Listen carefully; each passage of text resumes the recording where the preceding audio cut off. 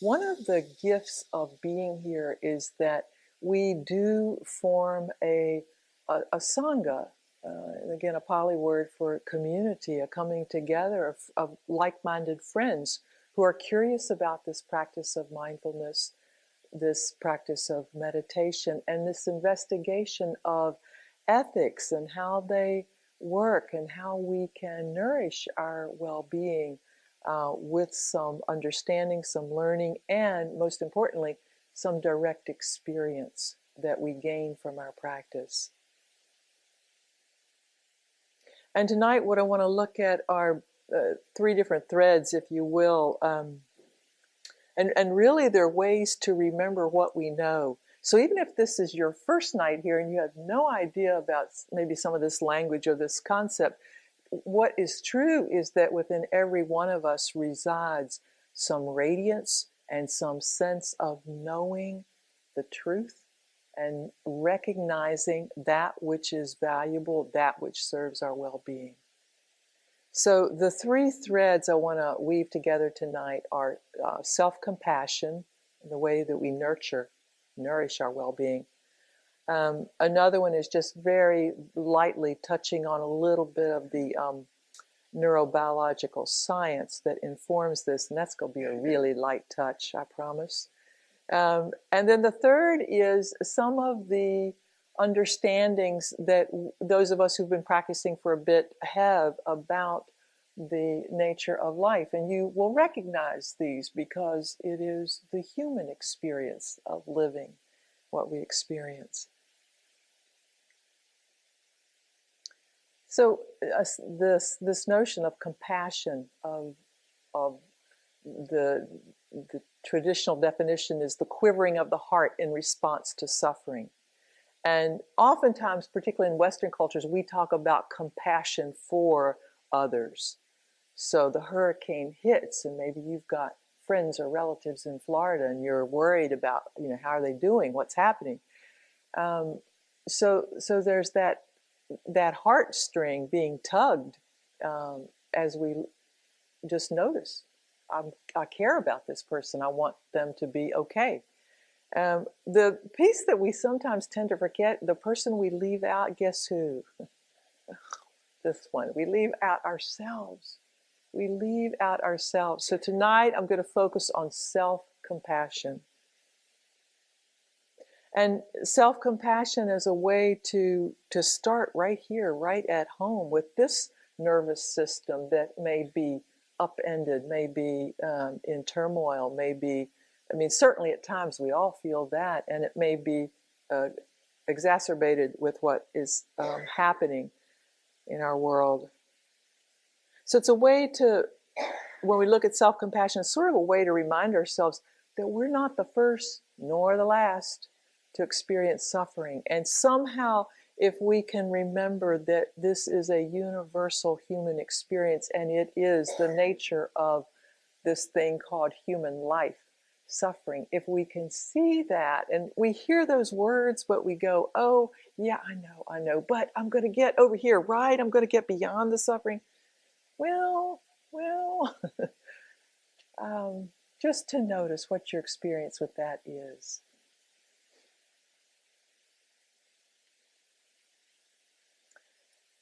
So one of the things we are aware of is that there's a tendency when we're feeling some anguish or angst about anything is that we very quickly often can move to some kind of a judging, if I were like this or it were like that, then I wouldn't be suffering. But oftentimes we buy into the liking, the disliking. And so what we're looking at with this practice is to just start over again and remember, oh yeah, this is suffering. And can I meet it? Can I greet it in some way? Can I actually hang in there with it rather than trying to distract myself or go elsewhere or push it away or engage in something to get rid of it?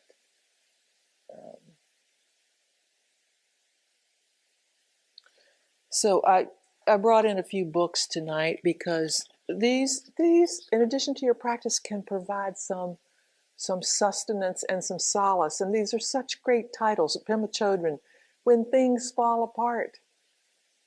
When Things Fall Apart. And the places that scare you. The places that scare you. So I just want to real quickly reference, oh, I should have my glasses, reference something that she talks about in here. So she says, she's talking about a man who decided to go on a spiritual journey in India. This was in the last century. And he was determined to get rid of his negative emotions. Anybody have that going on? Getting rid of a negative emotion. So he struggled against anger and lust. He struggled against laziness and pride. But mostly what he wanted to get rid of was fear. His meditation teacher kept telling him, stop struggling. It's just fear. It's here. It's normal. It's a human thing. But he just thought that that was another way of explaining how to overcome his particular obstacles, in this case, fear. So finally, the teacher sent him off to meditate in a tiny hut in the foothills of India. He shut the door and he settled down to practice. And when it got dark, he lit 3 small candles. Around midnight, he heard a noise in the corner of the room, and in the darkness, he saw a very large snake. It's India. It looked to him like a king cobra. It was right in front of him, swaying. All night, he stayed totally alert, keeping his eyes on the snake. He was so afraid that he couldn't move. There was just the snake and himself and fear. Just before dawn, the last candle went out and he began to cry. He cried not in despair, but from tenderness. He felt the longing of all the animals and people in the world. He knew their alienation and their struggle. All his meditation had been nothing but further separation and struggle. He accepted, really accepted wholeheartedly, that he was angry and he was jealous, that he had resisted and struggled and that he was afraid. He accepted that he was also precious beyond measure, wise and foolish, rich and poor, and totally unfathomable. He felt so much gratitude that in the total darkness, he stood up, walked toward the snake, and bowed. Then he sat down, laid down, fell sound asleep on the floor. When he awoke, the snake was gone. He never knew if it was his imagination or if it really had been there, and it didn't seem to matter. That much intimacy with fear caused his dramas to collapse, and the world around him finally got through. When Things Fall Apart by Pema Chodron.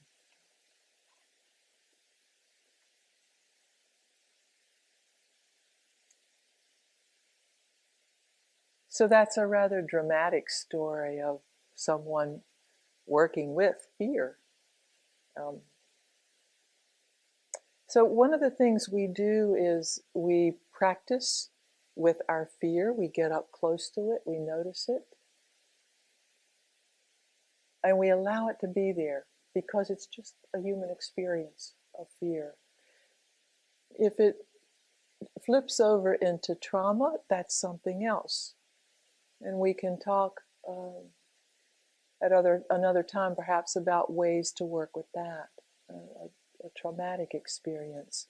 I'll get a little bit more into that later in the talk, but I just want to add that note so that fear has different quantitative, qualitative measures, and just to note that, we work with it to the degree that we can. Sometimes we use the analogy of you dip your toe into it and then come back. And then we begin to notice, what is it that serves our well-being when we're fearful, when we're irritated, when we're annoyed, when we're out of sorts, when we're confused. What serves your well-being? And all of us, we have cultivated ways in which to respond, so that in our wisest moments we choose those. We choose ways to respond when we notice that we're fearful or irritated or don't know what's next or what's up right now. Sometimes we in our confusion, we think that if we just do a little bit more, stay involved, stay engaged, keep going, that will be a solace, that will be a place of refuge. And usually what we discover at some point is not so much. And it's been one of my intentions for a long time now to take myself outside every day, out of doors, because for me that is a refuge. That can be a place of just looking up at the sky and getting some better perspective as to what place I occupy here, my relative size to this universe. And what's happened lately is, maybe it's happened to you, the list to do has gotten longer, and the tasks have gotten greater, and the busyness and it's endless. And so I have not gotten outside in the way that I usually like to do so. And so what happened to me about 4 days ago was the outside came inside. And by that I mean that over my kitchen sink is a big 2 foot, 3 foot square of, it's like a window, big window. And a fairly large spider built a web that spanned the width of this window. And the spider's center was right at eye level, right at the sink, so I couldn't wash dishes without seeing this spider. And yesterday, an insect flew into that web. And that spider, who had been about 3 inches off center, ran to that insect. And have you ever watched a spider enfolding an insect at a rapid clip? It's so fast your eye can hardly follow it. And this spider wound this insect up in this white thread in a matter of seconds. And I went to a meeting in my house, actually, at that point. Later came back, and the spider was devouring the contents of this wrapped sack. This morning I got up, and the spider was nowhere to be seen. Half of the web was missing. So I got curious. I went to Wikipedia, right? Source of all things we need to know. Checked out spiders and their spinning. And most spiders have 3 pairs of spinneret glands, which is pretty amazing. And as I watched the spider, I could see there were multiple strands coming out of his body, his abdomen, as he was spinning this insect. So, and not only that, I learned that spiders have at least 3, sometimes more, different kinds of silk they exude. It may be a non-stick, I call it a Teflon variety. And then there's the very sticky part that grabs the insect. And then there's a third one, which I have forgotten for the moment. But anyway, that silk has a lot of protein in it. And sometimes a spider will consume its own web as a source of food. So how amazing, how utterly amazing.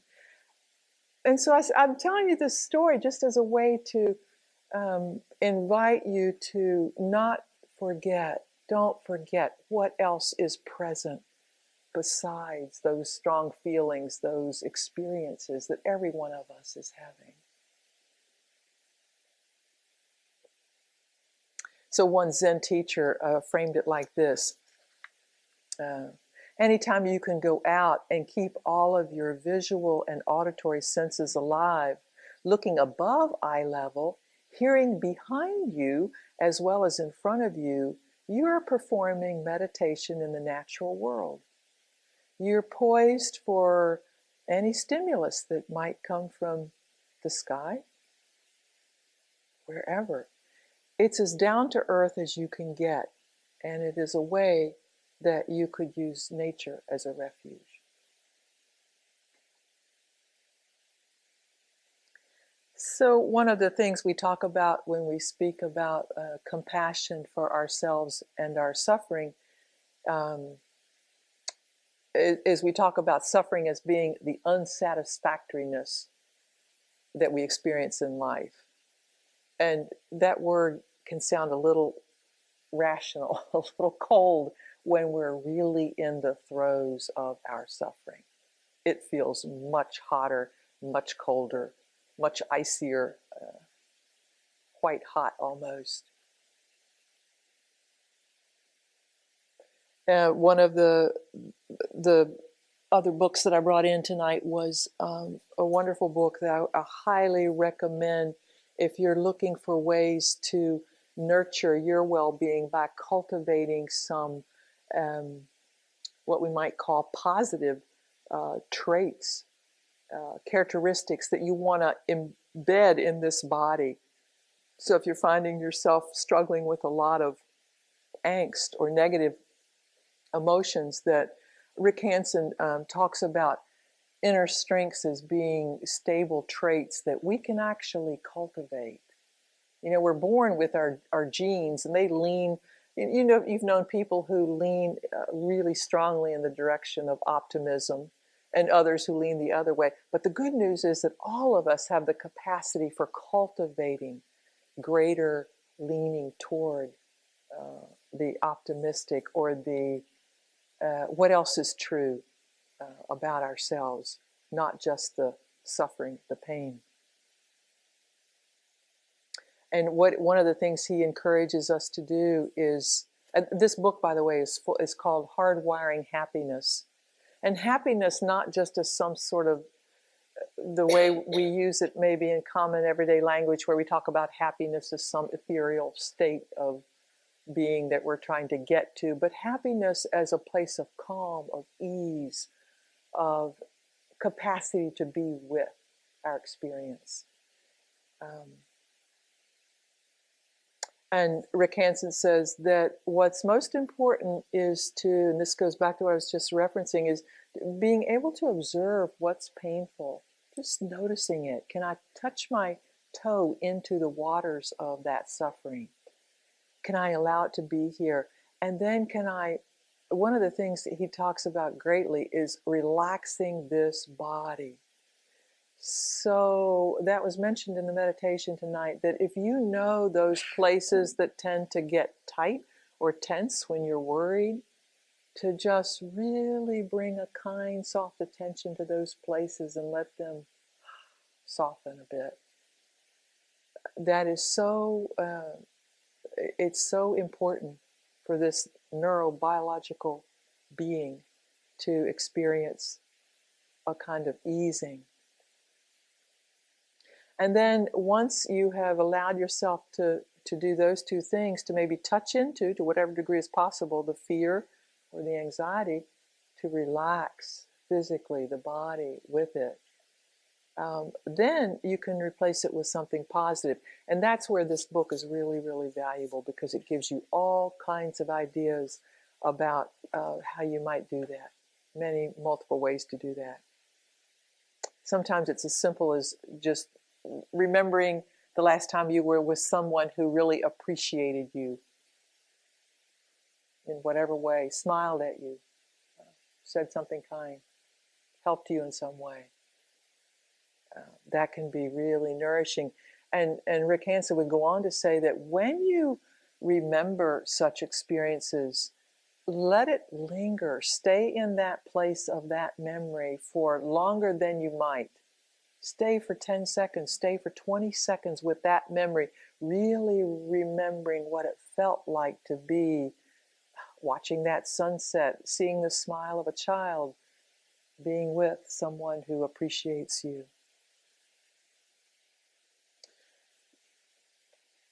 So likewise, anytime you practice generosity, kindness, patience, diligence, those are all qualities that we can nurture for ourselves. And those begin to touch into what we might call the ethics of living, the choices that we're making in any moment.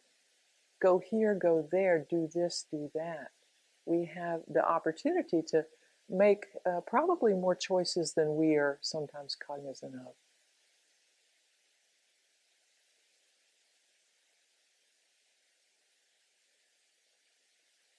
And sometimes we think, oh, those are just little moments here or there. But here's what the Buddha had to say about that. Think not lightly of good, saying, it won't come to me. Drop by drop is the water pot filled. Likewise, the wise one, gathering it little by little, fills oneself with good. So every moment of patience, of kindness, of generosity, of not harming, they add up. They fill the pot. Think not lightly of good, saying, it will not come to me. Drop by drop is the water pot filled. Likewise, the wise one, gathering it little by little, fills oneself with good.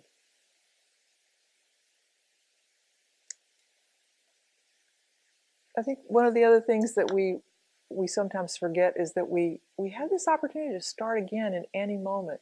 Sometimes we think, oh, I've got to take a class, I got to show up at that meditation on Tuesday night, I got to, we have this list of ways or I need to read that book. Gosh, do I have to go buy one of those books, read one of those books? Yeah, we forget that we have this capacity to start anytime, any moment, just by bringing a little self-compassion to this being. That's a great place to start. Being really kind to ourselves.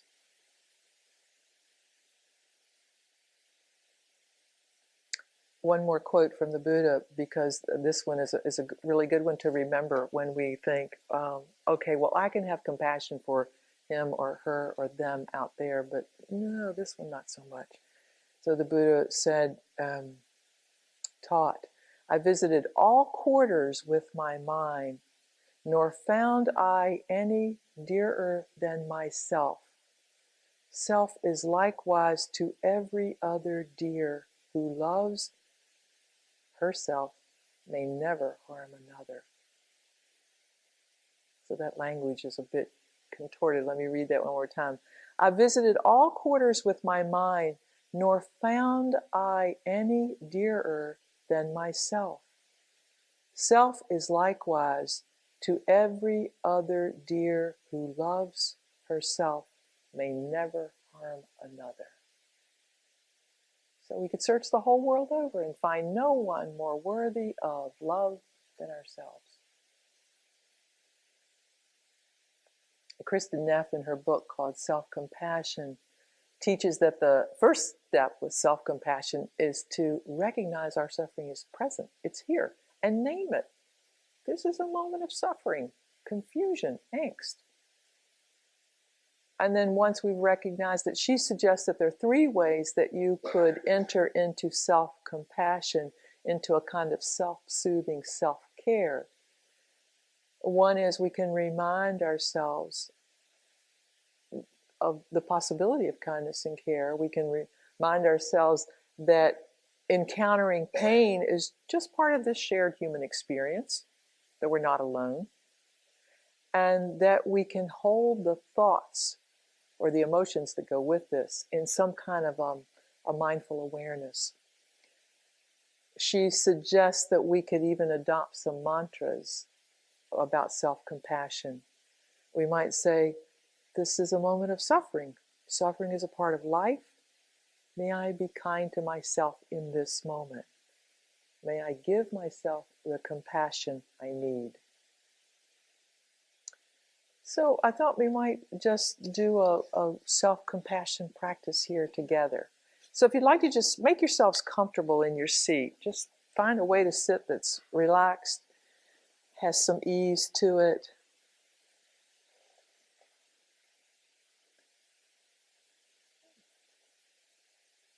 And allowing your eyes to close if that's okay for your body tonight. And just checking in to see if there's any kind of holding going on. Allowing it to be there. Simply bringing a kind attention to it.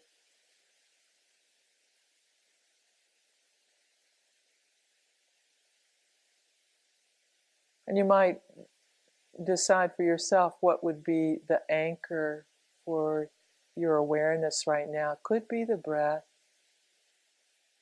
or it could be sound. Or it could be just noticing any sensation in the body.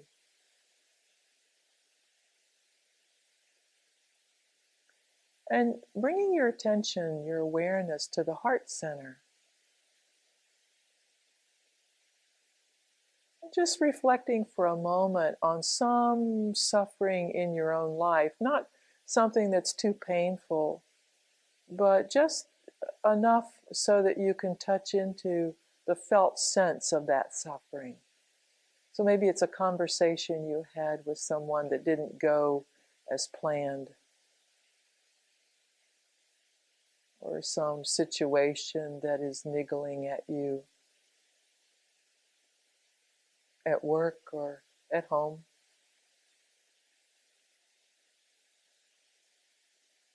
And just naming what's present. This is suffering, this hurts. Feeling it as a sensation in the body, perhaps, in the throat, or the chest, or the belly.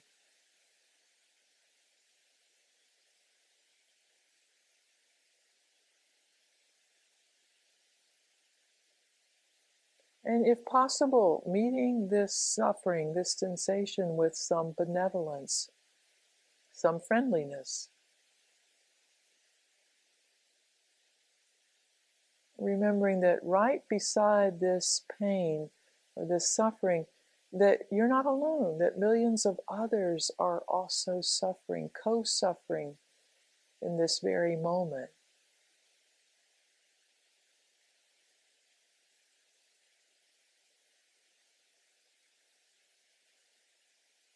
Allowing any feeling of tenderness or kindness for yourself to arise.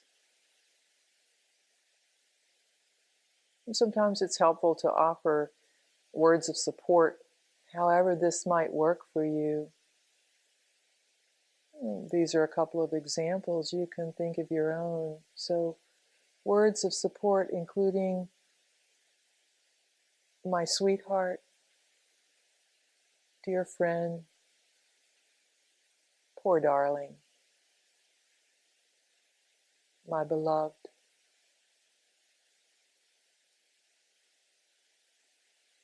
This too.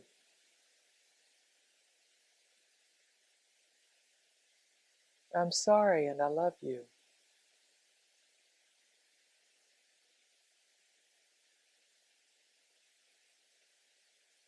And in your mind's eye, if you feel comfortable with it, imagine giving yourself a warm hug, or gently stroking your brow,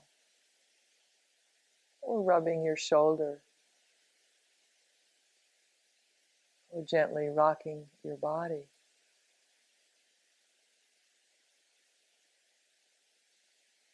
Or holding a hand to your heart.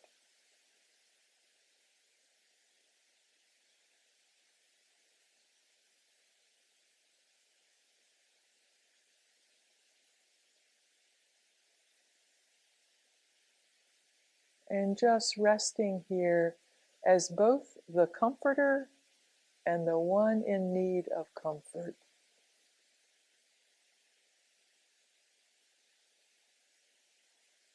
As loving presence resting here in compassionate awareness.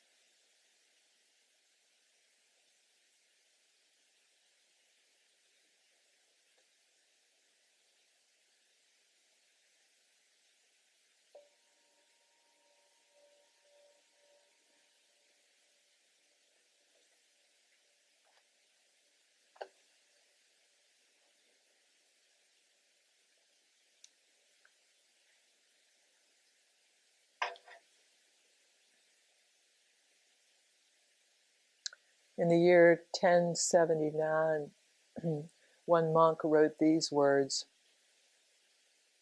"At least the robbers left this one thing behind: moon in my window."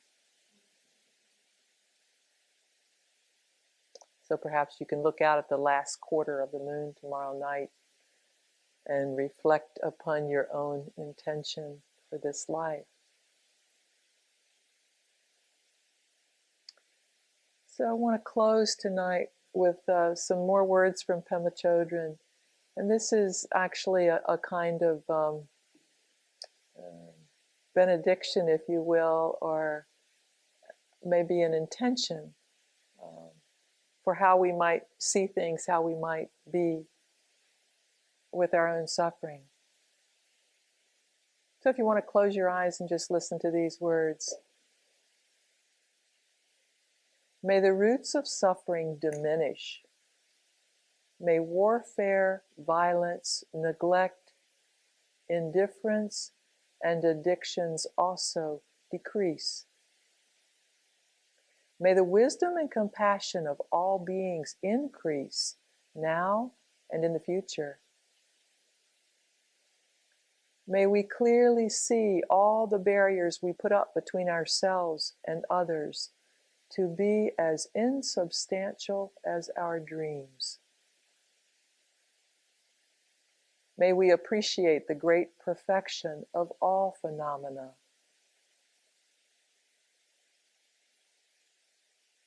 May we continue to open our hearts and minds in order to work ceaselessly for the benefit of all beings. May we go to the places that scare us.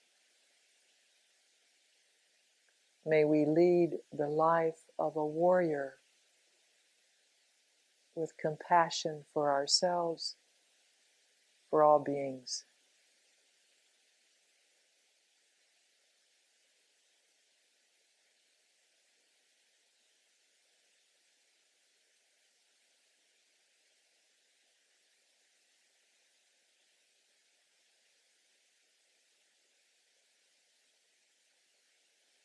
And perhaps in these final moments, discerning for yourself your own intention for the next hour, tomorrow, the rest of the week, the rest of your life.